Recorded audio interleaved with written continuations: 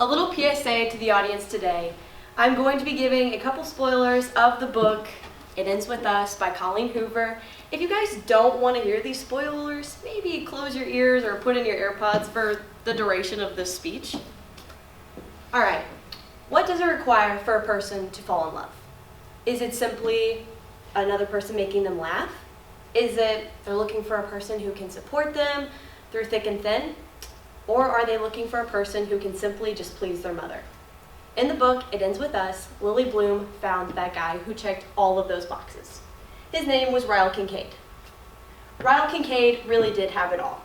He was supportive, kind, loving, caring, confident, hot. He had everything going for him.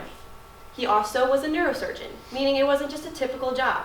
He had to go to school, put a lot of dedication and hard work into it. He was saving lives. And the last thing, he pleased Lily's mother, which was something very hard to do.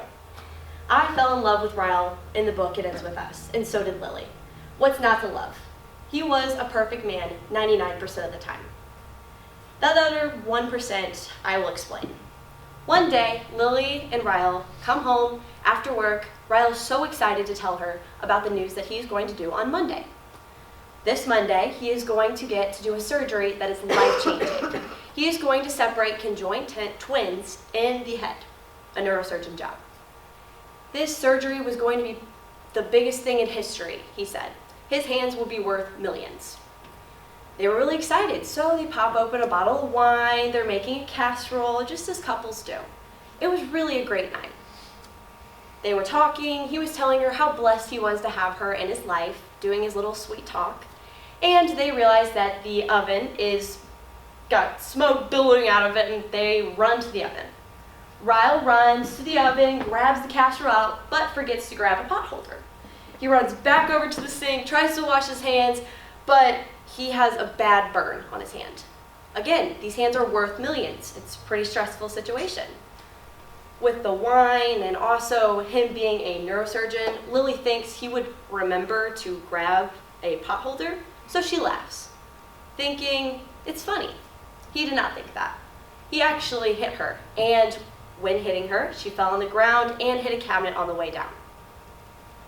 There was a lot of confusion within that scene, even for me, the reader.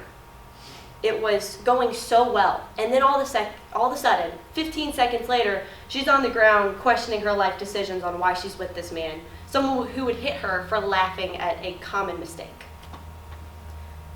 I'm going to read a little section from the book that made me change my mind instantaneously on being so mad at him.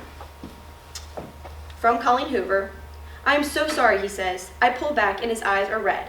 I may have never seen them look so sad. I panicked. I didn't mean to push you away. I just panicked. All I could think about was a surgery Monday in my hand, and I'm so sorry.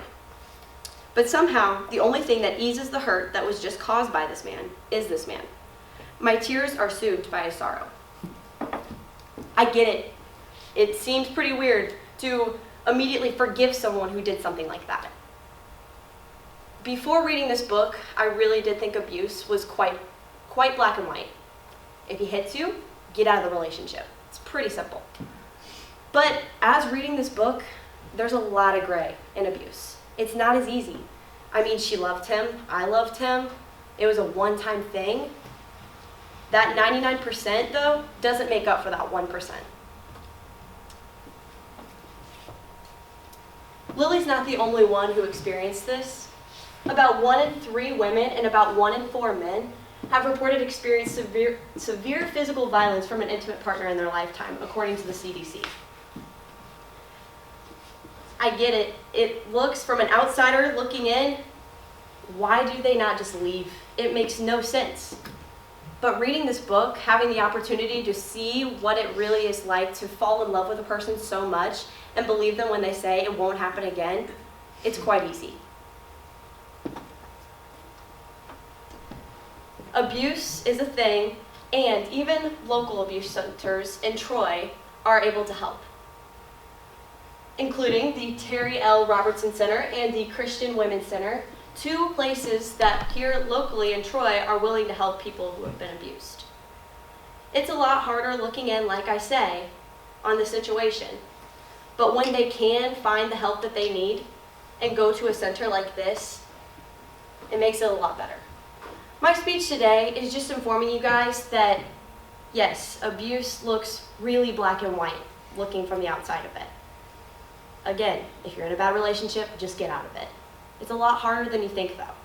And to the women who can find that help, like at the local abuse center, they definitely should. I strongly suggest you guys read this book, It Ends With Us. I bought mine from Barnes & Noble. You can really buy it anywhere, though. You can get a better insight on abuse and how it's not so black and white. It's quite gray. Very good.